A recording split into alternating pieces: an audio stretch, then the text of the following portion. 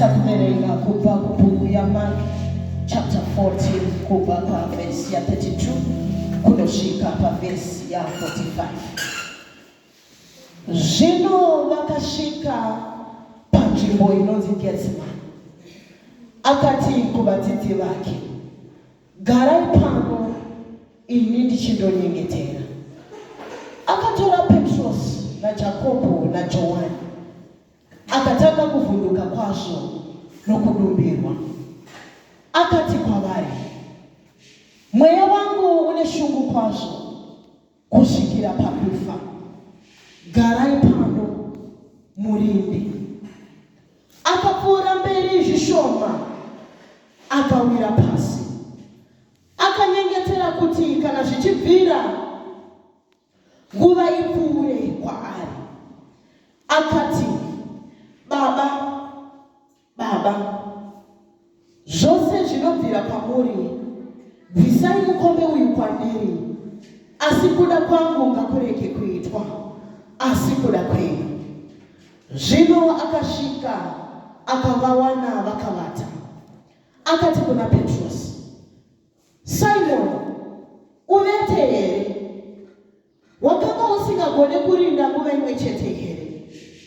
Rindai munyengetere kuti murege kupinda mukuedzwa. Mweya unoda asi nyama ina simba. Akaendazve akanyengetera achireva mashoko iwayo. Akaendazve akawana vakavata, nokuti meso avo akanga abatwa nehove kwazvo, vakasaziva zvavangamupindura. Akaendazve rwechitatu, akati kwavari, chivatai henyu muzorore, zvaringana. Nguva yasvika, tarirai mwanakomana womunhu woiswa mumaoko avatadzi. Simukai tiende, tarirai wondiisa kwavari, wava pedyo. Pakarepo achataura, Judhasi mumwe wavane 12 akasvika ane vanhu vazhinji vakabata minondo netsvimbo vachibva kuvaprista vakuru navanyori vakuru. Zvino iye akamupandukira, akanga ava nechiratidzo achiti, uyo wandinotsvoda ndiye, mumubate muende naye. Makamusunga zvakasimba. Zvino akati asvika pakarepo akaswedera kwaari akati, Rabi. Akamutsvoda kwazvo. Mwari vakomborere kuverengwa kwemanzwi yake, nekuti ndechokwadi vanotenda tinoti amen. Nguva inoregatisira nainoni muchitibatira matakura kuipa Jesu muchibatsirwa nevakomana. Mufundisi tichikusirai nguva.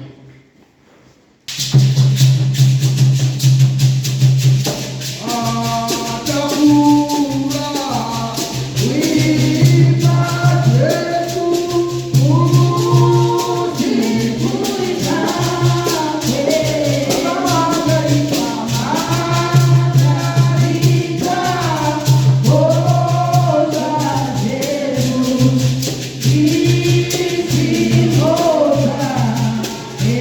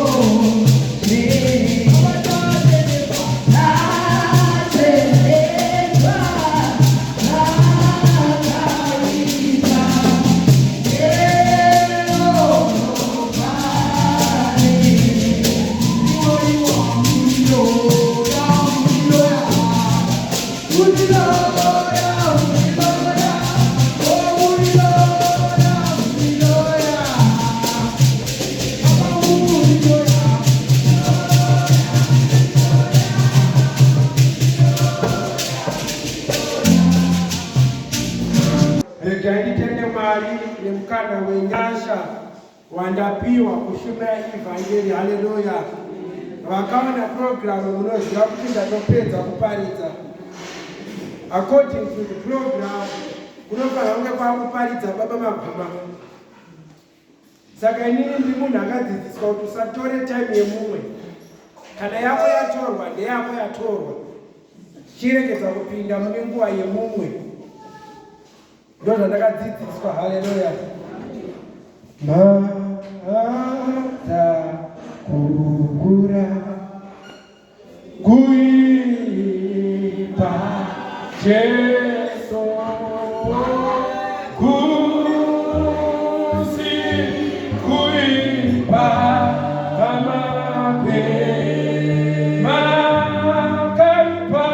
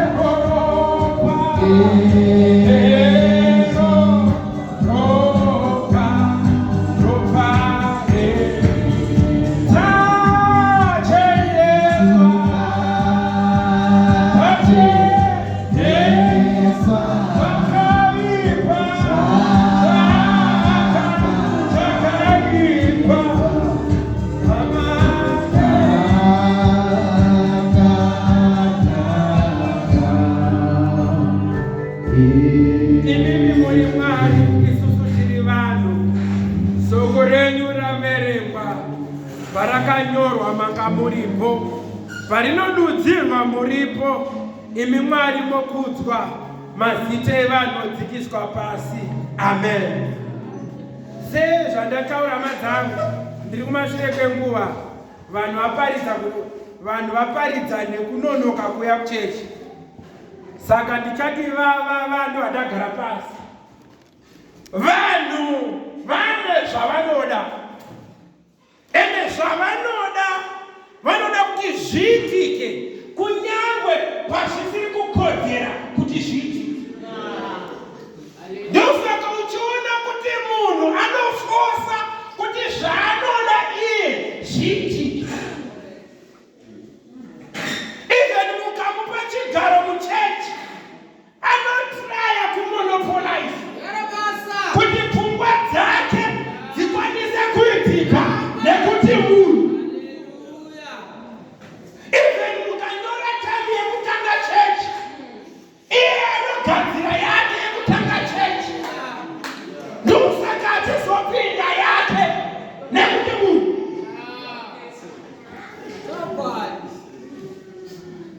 Ndichatenderera kwakawanda mharidzo yangu mangwanani ano. Than will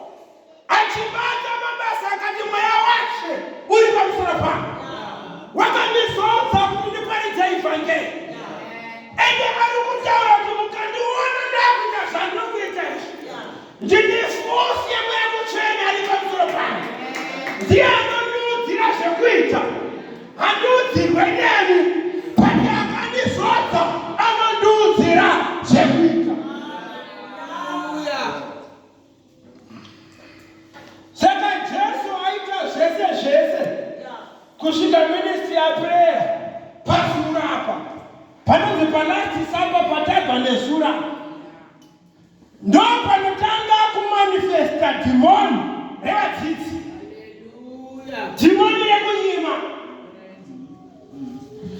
ndokunga Jesu akatofundika kuti ndo vanhu vandaifamba navo here panosvika mukadzi ane mafuta ekumba kwake atenga nemari yake oenda kunosota Jesu wake pati vanaJudha ndombova kutanga kuti mafuta atambiswa nene chechi yanokuparitirende nokadanao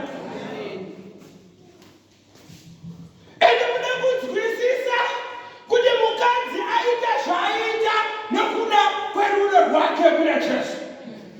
Testi yamesoro inonzi Monty testi. Jesu ndopaari kuenda pakati pemazeremende. Vanhu vaakafamba navo kuti varume tafamba hedu tese asi pakati penyapo vafundisi pakati penyapo vavhangeri pane mutengesi pakati penyu. Munozviziva here chechi yaJesu tinogona kupfeka mauniform pati tiri vatengesi, tinogona kupfeka magauni pati tiri vatengesi, tinogona kupiwa zvigaro muchechi pati tiri vatengesi. Jesu ari kuti mutengesi azvikudze pakati penyu papresent worship, pakati penyu pakwaya ndopandachanipanukire mutengesi ari pano ari pakati penyu.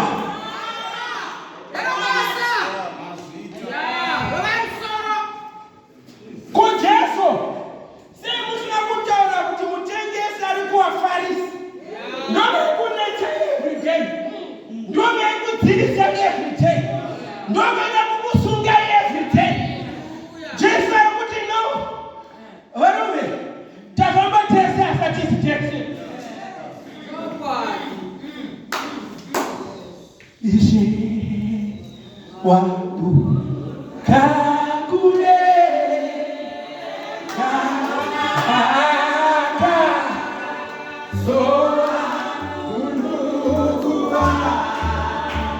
Nedira mama,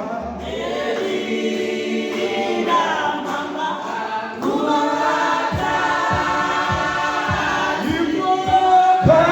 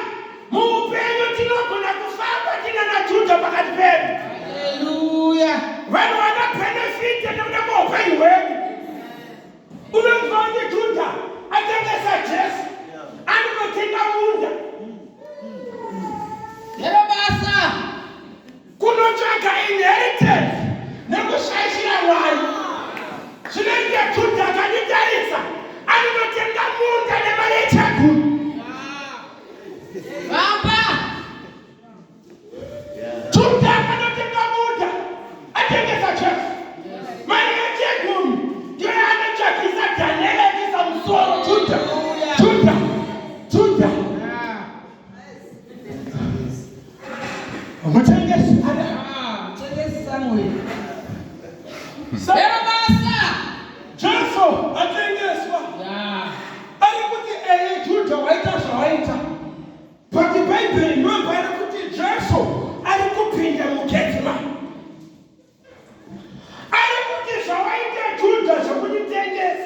hazvina basa.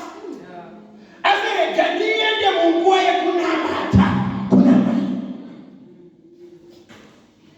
Iwewe pawakangonzwa kuti ndadzungira vakakunye wakaendeka.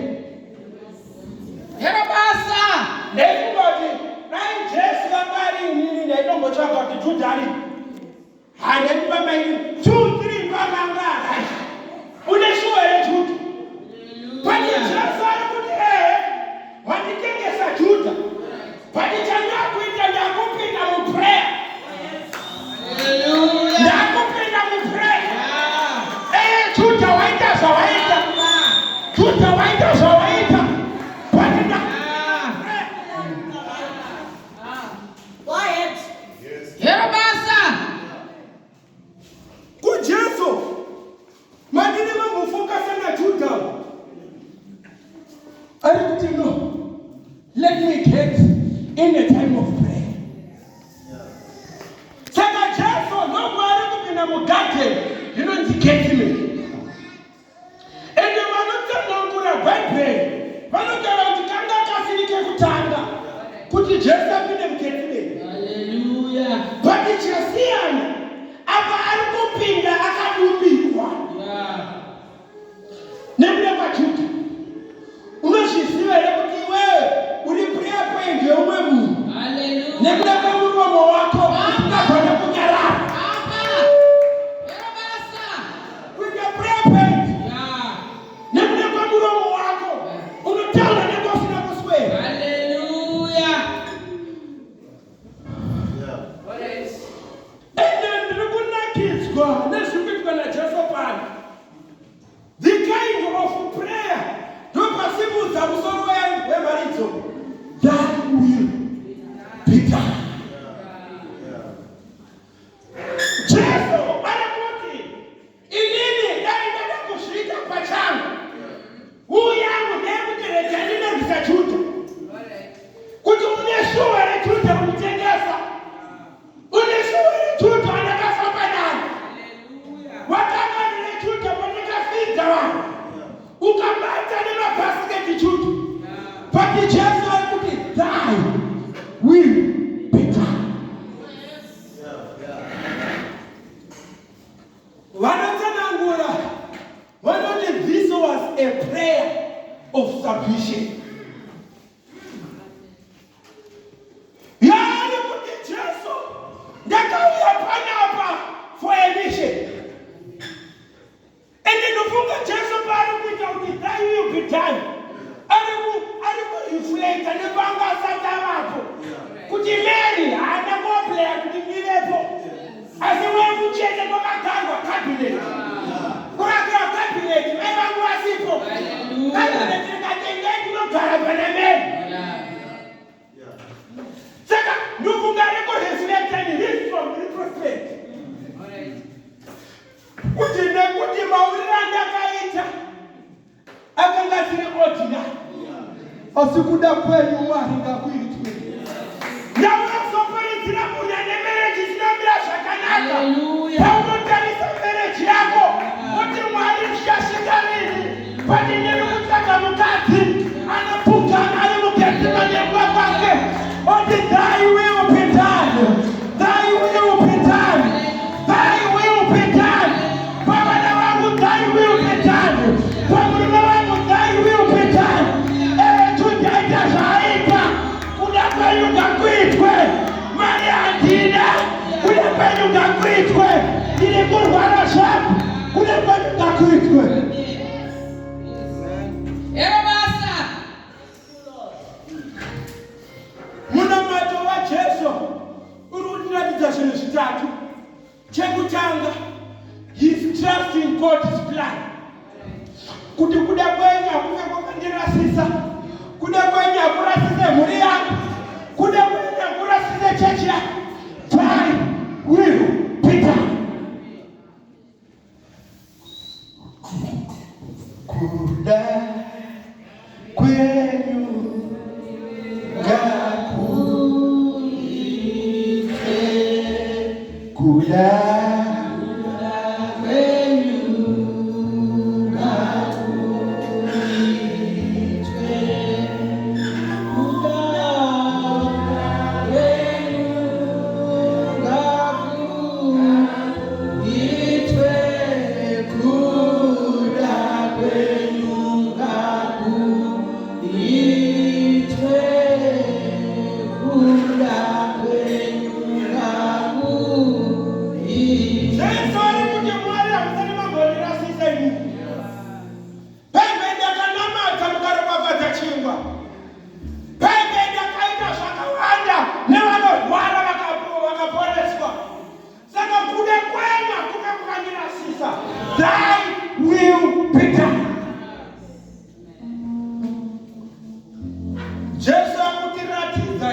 chinokosha panapa.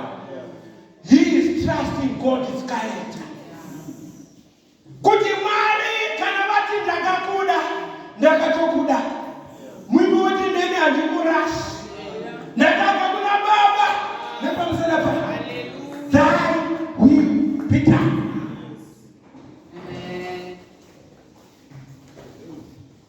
Vamwe vanotsanangura statement. Ari kuti no. Yes, ndofunga pari kuimba. Ari kuti ndinosiudza maoko ita zvamunoda dururai nyasha dzenyu kwandiri ndinosimudza maoko itai zvamunoda dururai nyasha dzenyu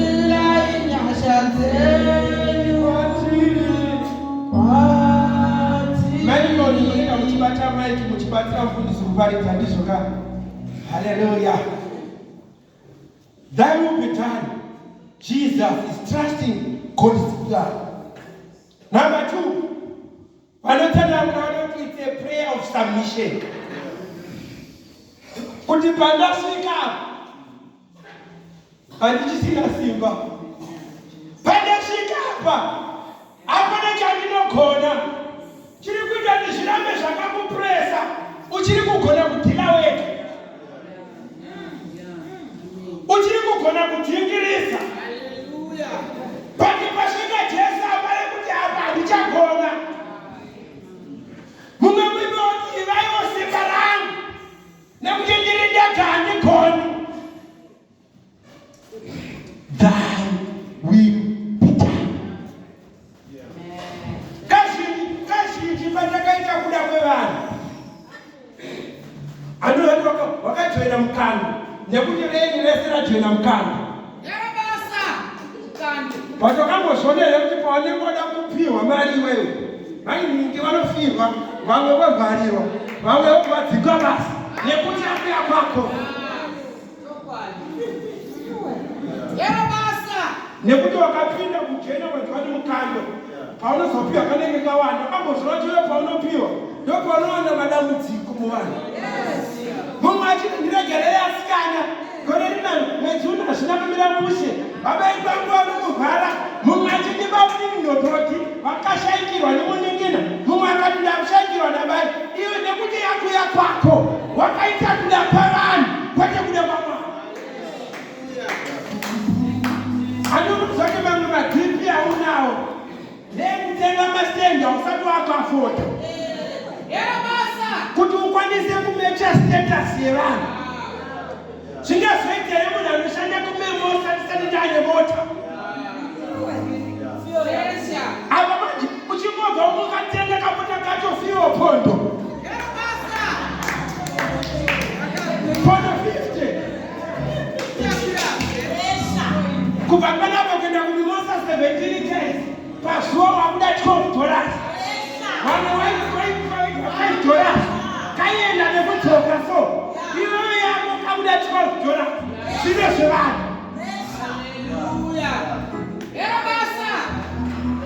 Pana sati aya kusangana nekuti shamwari yake yatiri kupedzana 12. Saka nekuti ndinosaita kuti ndifambe ndega, handitakatara kuti tese tikurara panapa. Usafunga kuti mupedza mushini uri kumhanyirwa kumba.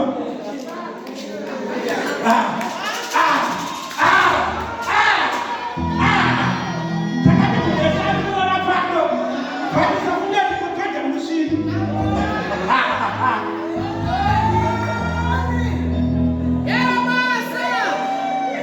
Ukamunzwa achiti handidye chikafu chepasangano, wozotarisa zvaanodya ari ega mumba kwake.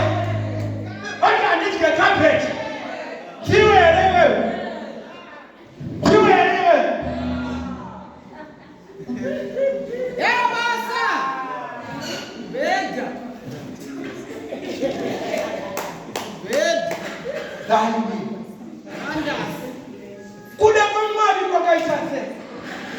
Kuda kwamwari kwakaita sei? Number 1,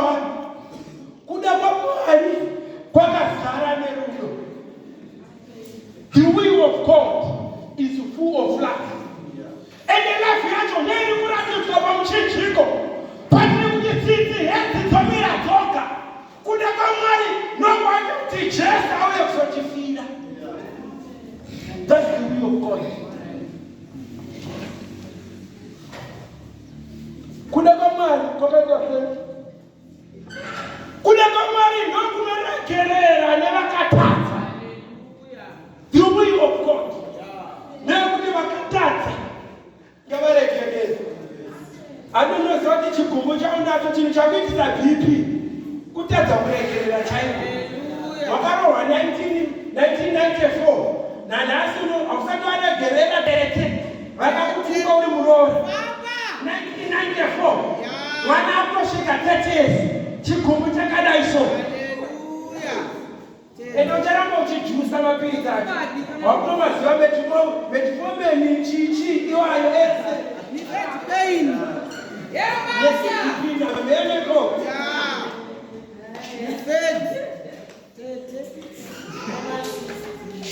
vatova pharmacist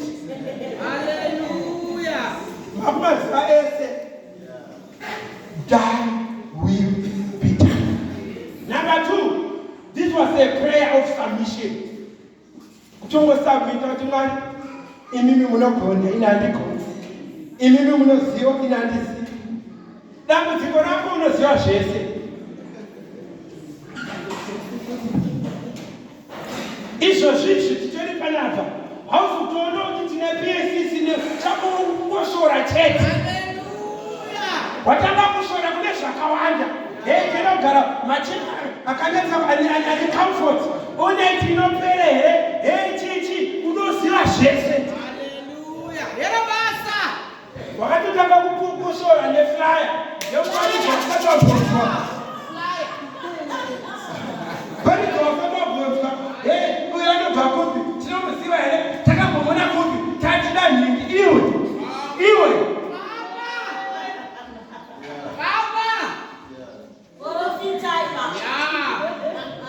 Jesu alikuti ndafamba. But pashinga panapa, I have to submit. Because ndikada kushandisa experience yekutoona bhatamio vakuona apa zvichashanda. Ndikada kushandisa experience yekuti ndakamusana neRazaro apa zvichashanda. Thy will be done.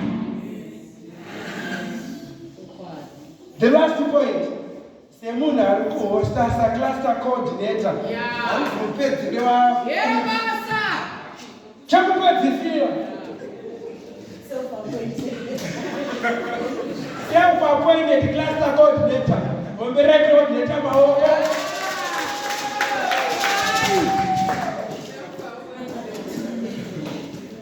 Chakupedzisira chatikudzidza paprayer iyi.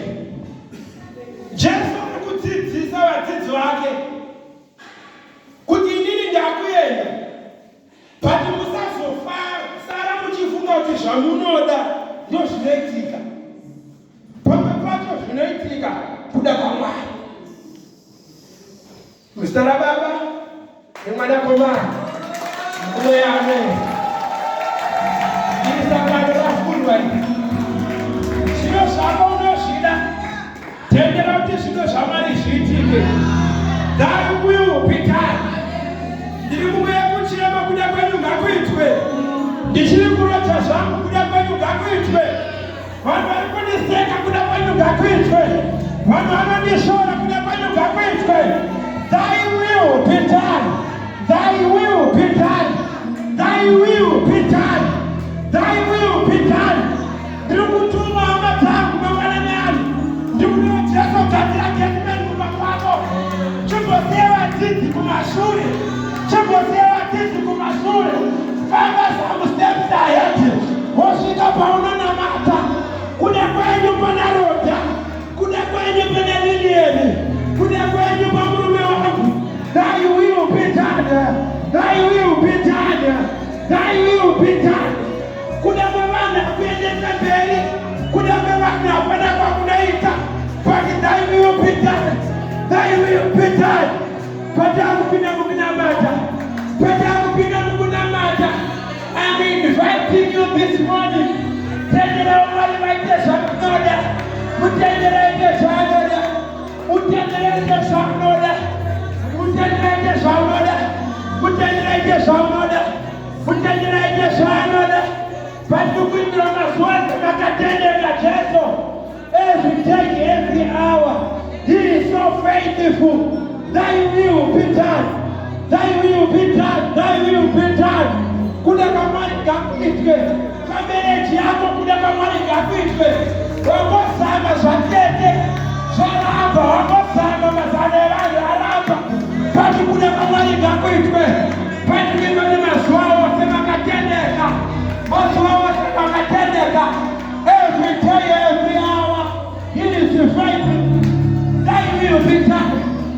siyasamali machinapwe. Go some steps forward. Some steps forward. Oji kuda kwenyu kakwizwe. Kuda kwenyu kakwizwe. Patuku kida mwe kibirwa. Zai upitani. Alikuda shage. Kamane toka tabo kwe mbele.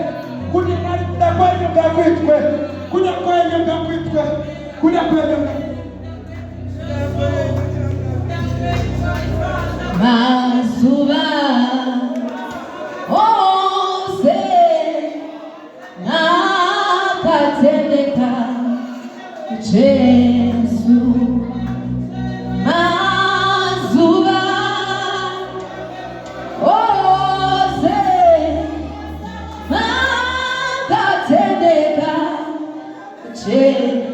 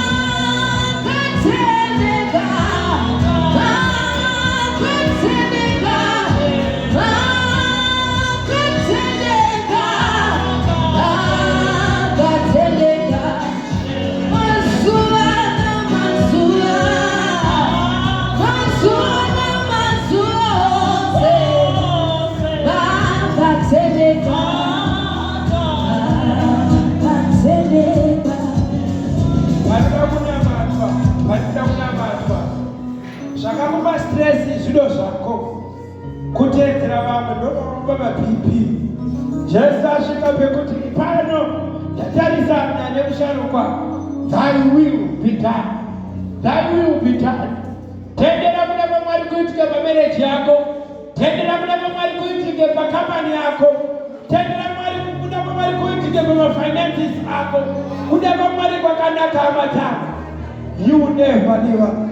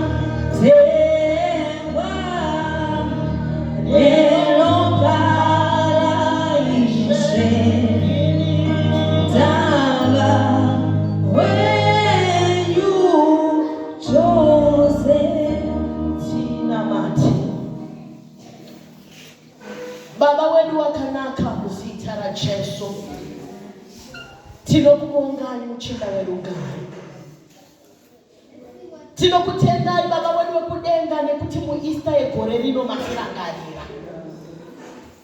Chatakakuziva inacho kana muchinge maunganidza vana venyu hamutiunganidzire pasi. Mataura nemutoo unoshamisa. Thy will be done. Let your will be done, my God. Kwete zvevanu, kwete zvekuziya kwedu. Thy will be done. Takunzwai Baba mataura, maita namburiko dzakawanda kuti tikunzwei. Muine vadzidzi muGetsemani, mukaona kuti vakomana vanyaya yangu havasi kuinzwisisa. Rega nditore a step further. Munotora a step further. Mamuri mazara nekudumbirwa. Mazvita Baba wedu wekudenga. Tibatsireiwo Kristu Jesu munguva yekutambudzwa kwenyu. Panguva yatinoona zvatidumbira, tibatsirei kuita a step further. Tichisiya shamwari dzinotitadzisa kusangana nenyasha dzenyu. Tichisiya vanhu vanotitadzisa kusangana nenyasha dzenyu. Tibatsirei kuita a step further nekuti muri Mwari wakanaka. Maita namburiko dzose Mwari mukati mesangano rino chakamira kudenga. Mumwoyo medu muri kungozara kuti thy will be done. Thy will be done.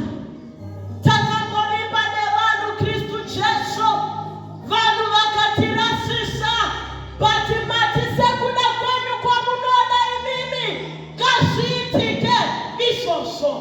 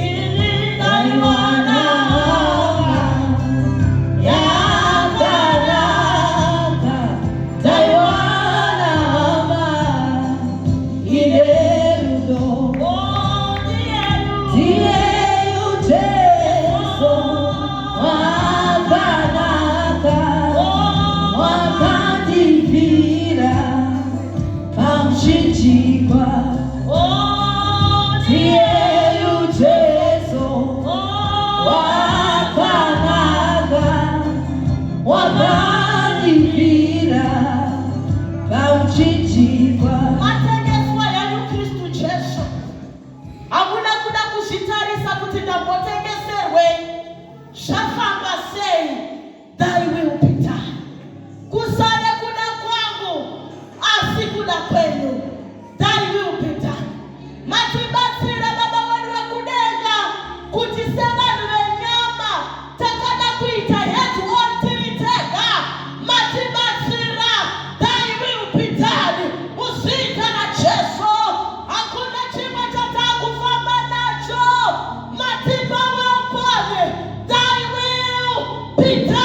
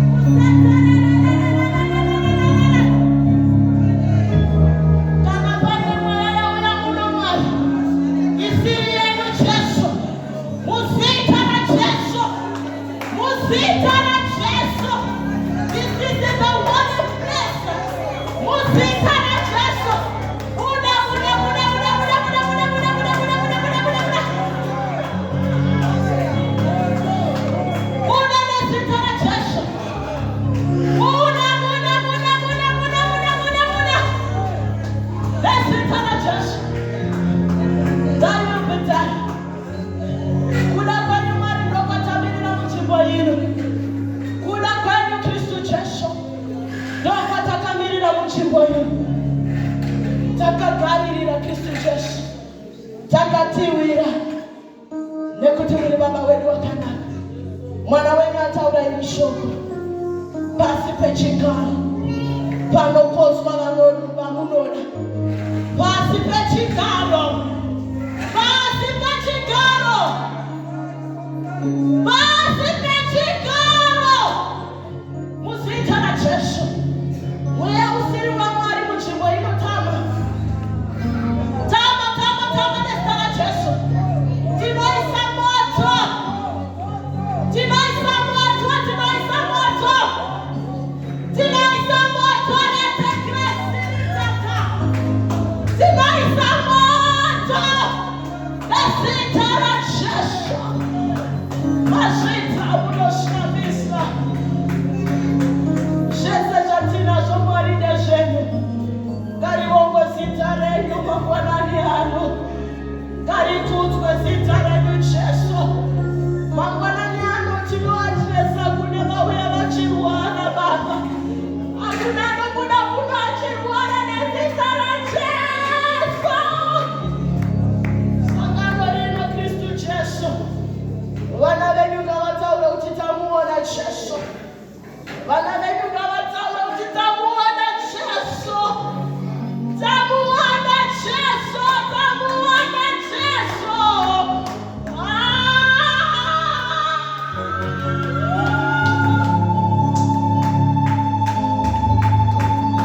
Lion of Judah, Lion of Judah, Jehovah munzvimbo ino, roll in this place. Lion of Judah, roll. Jehovah munzvimbo ino nezita raJesu. Ngarikudzwe zita renyu, ngariongwe zita renyu. Takukudzai Baba wedu wakanaka, takuchengai zita raJesu. Amen.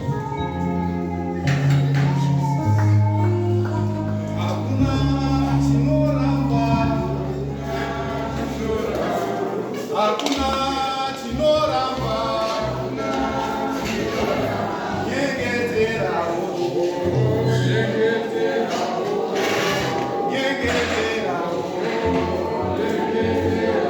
Father, unogara pamusi. The prayer in Gethsemane, Jesus was in pain. For one of it, a prayer of agony. Asi Jesu ari kuti mukurwadziwa kwangu kuda kwenyu ngakuitwe. Recipe yacho hombe yari kurakidza apa. Vadzidzi takambotamba tese pachimbosara kumashure. Ndimbotarisa nemusharukwa paista pano pakuda munhu ari serious anoti thy will be done. Zvichava necluster sangano ravhurwa muzita raBaba nomwana nomwanakomana. Amen.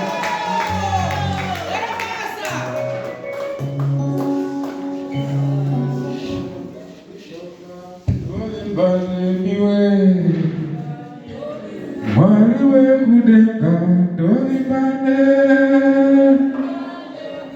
Mwari Baba ndolibane niwe,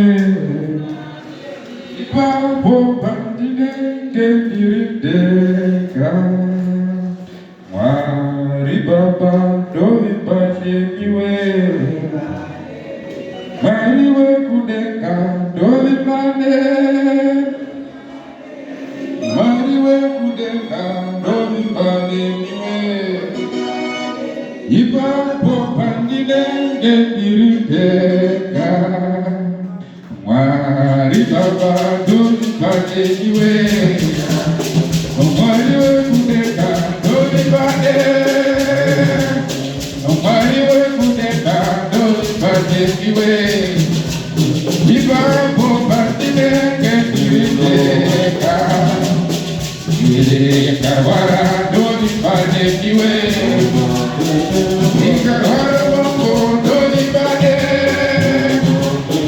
Mwari Baba ndolibane niwe, ipapo pandinenge ndiridenga. Zare ndolibane niwo, vana vandineza ndolibane,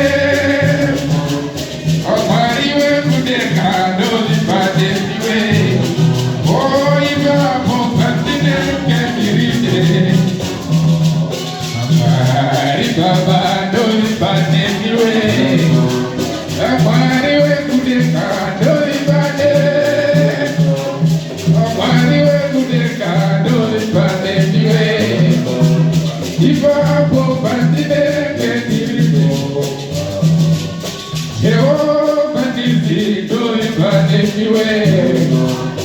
Jehovah Sama dolibane. Jehovah Jire dolibane niwe. Iba pobatine ketirite. Anandine sa dolibane niwo. Vanawa kitabu za dolibane. Iti punesa buino mozambe pondoli. Oh iba po.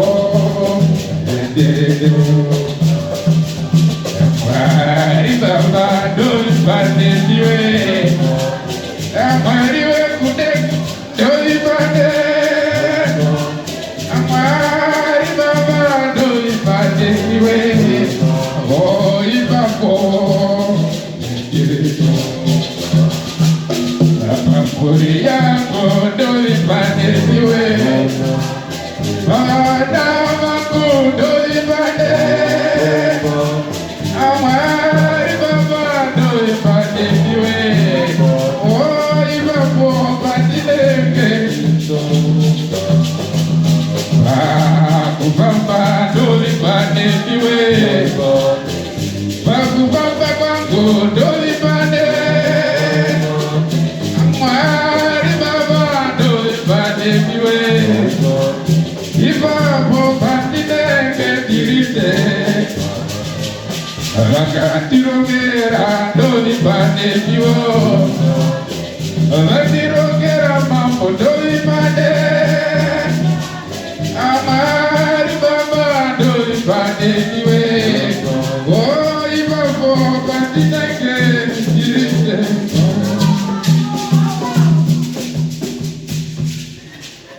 Mazita maimbi nepimba zvakanaka vakomborerwa. Haleluya.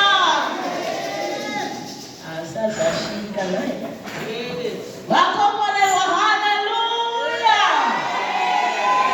Vafundisi vacho vanenge vachitoda zvekujamba maspika ndokuti zviite naye.